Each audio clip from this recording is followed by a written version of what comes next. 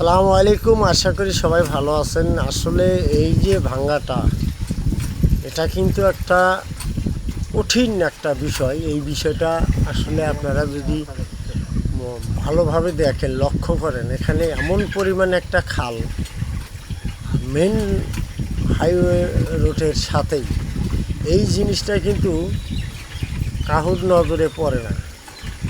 কারণ এখানে যে প্রতিনিয়তই প্রায় একটা মৃত্যুর মিছিল ঘটে। এখানে মিছিল ঘটে বলতে, আজকে অটো উল্টে গেছে, কালকে ট্রাক উল্টে গেছে, মানে খুবই একটা ভয়াবহতা এখানে দুর্ঘটনা ঘটে। তাতে আমরা এই ভিডিওটা আসলে সরাসরি দেখাচ্ছি আমি।